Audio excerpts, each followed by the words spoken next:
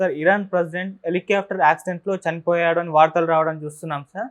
అసలు ఈ ప్రమాదం ఎలా జరిగింది? అయితే మరికొంతమంది ఇది యాక్సిడెంట్ కాదు, కొంతమంది ప్లాన్ చేసి చంపేశారని కూడా రాస్తున్నారు. అయితే ఒకవేళ చంపుంటే ఎవరు చంపుండాలి సార్? యాహ్! ఇరాన్‌లో ఒక పెద్ద ప్రమాదం చోటు చేసుకుంది. మన ఇక్కడ 2009 సెప్టెంబర్‌లో రాజశేఖర్ రెడ్డి ఎలా చనిపోయాడో ఒక సిమిలర్‌గా అదే విధంగా ఇరాన్ ప్రెసిడెంట్ చనిపోయాడు. ఇది ప్రపంచాన్ని ఇప్పుడు కుదిపేస్తున్న వార్త. సో, ఆయన ఎలా చనిపోయాడు అనేది ముందు చూస్తే అజర్బైజాన్ అని పక్క దేశం ఉంటుంది ఇరాన్‌కి. సో, అజర్బైజాన్ అండ్ ఇరాన్ కలిసి ఒక డ్యామ్ బార్డర్‌లో ఒక డ్యామ్ కట్టాయి. ఆ డ్యాము ఇనాగరేషన్‌కి ఈయన వెళ్ళారు. సో, ఈయన వెళ్ళి అజర్బైజాన్ ప్రెసిడెంట్ ఇలయోవ్ అంటారు. ఇల్హామ్ అలియోవ్ ఆయన కలిసి జాయింట్‌గా దాన్ని ప్రారంభోత్సవం చేశారు. ఆ సందర్భంగా ఆయన మాట్లాడారు కూడా. ఎవరు ఇబ్రహీం రైజీ ఆయన పేరు. ఇరానియన్ ప్రెసిడెంట్ పేరు ఇబ్రహీం రైజీ. సో, ఇబ్రహీం రైజీ, అలియోవ్ ఇద్దరు కూడా జాయింట్‌గా ప్రెస్ మీట్‌లో పాల్గొని మాట్లాడారు. ఇది ఎప్పటినుంచో పెండింగ్లో ఉంది. ఇప్పుడు ముఖ్యంగా రవాణాకి చాలా బాగా పనికొస్తుంది 2 దేశాల మధ్య అనేది చెప్పారు. దాని తర్వాత ఆయన బయలుదేరారు. ఆయన ఒక హెలికాప్టర్లో ఆయన తర్వాత foreign minister Iranian foreign minister Amir Abdollahian ఆయన పేరు. ఆయన తర్వాత అజర్బైజాన్కి సంబంధించిన ఒక ప్రావిన్షియల్ అధికారి, దాంతోపాటు ఇరానియన్ అధికారులు వాళ్ళందరూ కలిసి ఒక హెలికాప్టర్ బయలుదేరారు. వీళ్ళకి రక్షణగా ఒక 2 హెలికాప్టర్లు కూడా బయలుదేరాయి. అయితే తిరుగుముఖం బట్టి వస్తున్నప్పుడు జోల్ఫా అనే ఒక ఏరియా ఉంది. అది దట్టమైన ఫారెస్ట్ ఏరియా అనమాట. వీళ్ళు తబ్రీజ్కి చేరుకోవాలి. అయితే మధ్యలోనే దట్టమైన పొగమంచు, పెద్ద ఎత్తున వర్షం ఆ ఏరియాలో పడుతుంది. సో, దాంతో ఇది మిస్ అయింది. మిగతా 2 హెలికాప్టర్లు మాత్రం రక్షణ హెలికాప్టర్లు మాత్రం సేఫ్గా వచ్చాయి. అది మాత్రం మిస్ అయింది. అది ఏమైందనేది గత 16 గంటల నుంచి సెర్చ్ ఆపరేషన్ స్టార్ట్ చేశారు. బట్ అక్కడ స్కైలో వెళ్ళే అవకాశం కనిపించలేదు. అందుకని డ్రోన్సు, యూఏవీ అంటే అన్మాన్డ్ ఏరియల్ వెహికల్స్ అనమాట. అన్మాన్డ్ వెహికల్ అంటారు దాన్ని, యూఏవీ. సో, ఇవన్నీ కలిసి సెర్చ్ చేస్తున్నారు. అట్లాగే గ్రౌండ్ లెవెల్లో కూడా ఇరానియన్ మిలిటరీ, తర్వాత అక్కడ గార్డ్స్ అంటారు, రెవల్యూషనరీ గార్డ్స్, వీళ్ళందరూ కూడా వెళ్ళి సెర్చ్ ఆపరేషన్ మొదలుపెట్టారు. అయితే ఇరానియన్ అఫ్సియల్ మీడియా ఇర్నా అని ఉంది. ఆ ఇర్నా ఏం చెప్పిందంటే ఫస్ట్ హార్డ్ క్రాష్ అని చెప్పింది. హార్డ్ క్రాష్ అంటే వాతావరణంలో ముందుకు పోలేక కొద్దిగా స్ట్రాంగ్గా హార్డ్ గ్రౌండ్ మీదకి వెళ్ళింది. క్రాష్ అని చెప్పలేదు, హార్డ్ ల్యాండింగ్ అని చెప్పింది. అంటే ల్యాండ్ అయింది, బట్ హార్డ్గా ల్యాండ్ అయింది. అక్కడ వాళ్ళు అయితే సేఫ్గానే ఉన్నారు. ఒక ఇద్దరితో మేము కాంటాక్ట్ కూడా అయ్యామని కూడా వార్తలు వచ్చాయి. బట్ అది వెతుకుతూ ఉన్నారు కానీ ఎక్కడ దొరకలేదు. చివరికి యూఏవీ ఒకటి అక్కడ ఒక దగ్గర చాలా వేడిగా ఉంది అన్న విషయాన్ని పసిగట్టి వీళ్ళకి సిగ్నల్స్ పంపింది. సో, ఆ ప్రాంతాన్ని ఐడెంటిఫై చేసి ఈ రెస్క్యూ టీంలు అక్కడికి వెళ్తే అక్కడ మొత్తం కాలిపోయింది. అసలు ఏమి ఆనవాళ్ళు లేవు.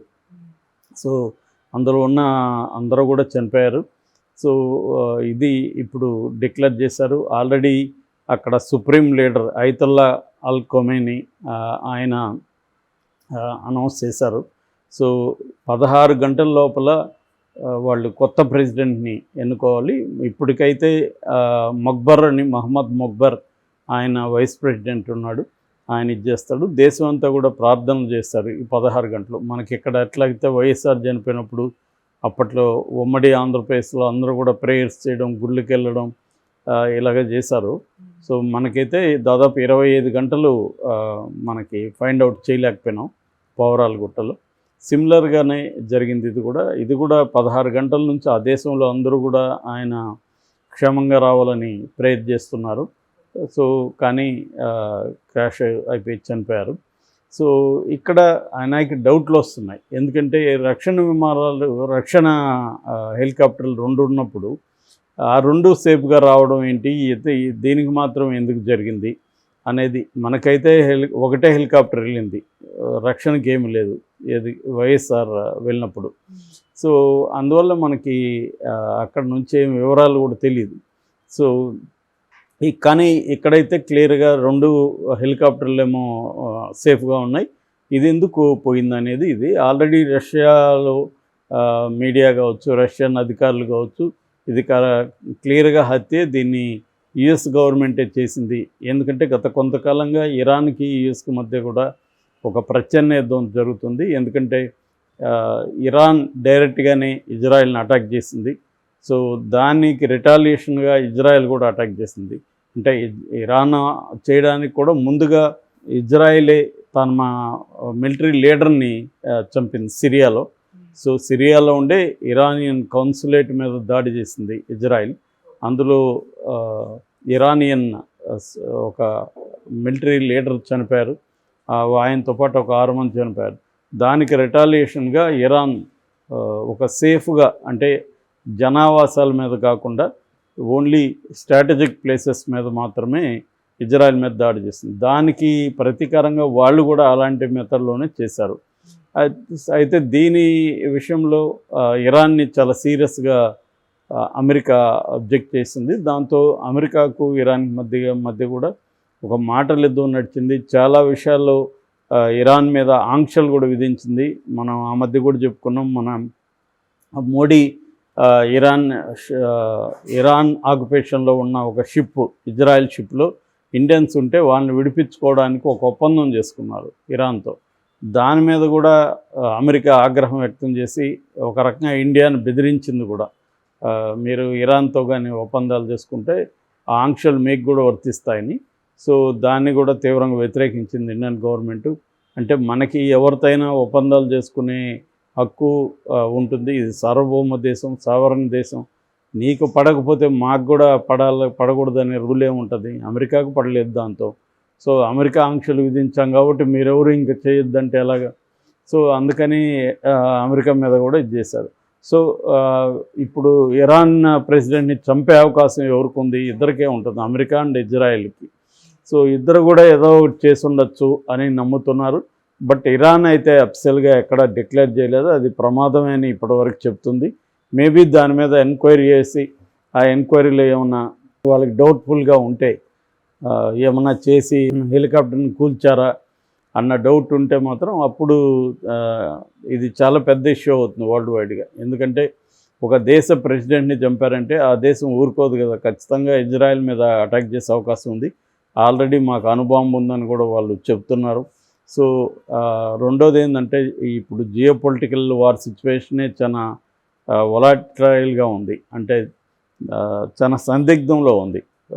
థర్డ్ వరల్డ్ వార్ వస్తుందా, కనీసం కొన్ని ముఖ్యంగా మిడిల్ ఈస్ట్లో దేశాలు రెండుగా విడిపోయి కొట్టుకుంటారా అన్న ఇది అయితే కనిపిస్తుంది వాతావరణం.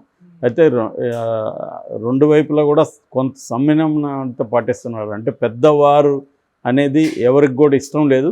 అట్లని తమ దేశం మీద, తమ పౌరుల మీద దాడులు చేస్తుంటే ఏ దేశం కూడా ఊరికే ఉండే పరిస్థితి కూడా లేదు. సో ఇక్కడ అమెరికా రోలు బలంగా కనిపిస్తుంది. అమెరికా మిడిల్ ఈస్ట్లో కొన్ని దేశాలను రెచ్చగొట్టడం. ఫర్ ఎగ్జాంపుల్ ఇజ్రాయెల్కి అమెరికా సపోర్ట్ లేకపోతే ఇజ్రాయెల్ ఈ స్థాయిలో దాదాపు 35,000 మందిని గాజా స్ట్రిప్లో చంపేసింది. అందులో సగం మందికి పైన పిల్లలు ఉన్నారు, మిగతా ఎక్కువ మంది మహిళలు ఉన్నారు. అయినా కూడా వినట్లేదు. అమెరికా కూడా వారించినా కూడా వినట్లేదు. నిజంగా అమెరికా వారిస్తున్నట్టు నటిస్తుందా అన్న డౌట్లు కూడా ఉన్నాయి. లేకపోతే అమెరికా స్ట్రాంగ్ అనుకుంటే అది ఆపగలదు. ఎందుకంటే వెపన్స్ అంతా సప్లై చేసేది అమెరికాని ఇజ్రాయెల్కి. తర్వాత అన్ని రకాలుగా ఇజ్రాయెల్కి సపోర్ట్గా ఉండేది అమెరికాని. అమెరికా స్ట్రాంగ్గా చెప్తే ఇజ్రాయెల్ వినకపోవడం అంటే ఏమి లేదు. కానీ అమెరికా చెప్తున్నట్టు నేను బెదిరిస్తున్నట్టు ఉంటాను, నువ్వు పట్టించుకోవద్దు అన్నట్టుగా నడుస్తుంది. సో ఈ క్రమంలో ఇరాన్ ప్రెసిడెంట్ హత్య అయితే మాత్రం అది చాలా తీవ్ర పరిణామాలకు దారితీసే అవకాశం అయితే ఉంది.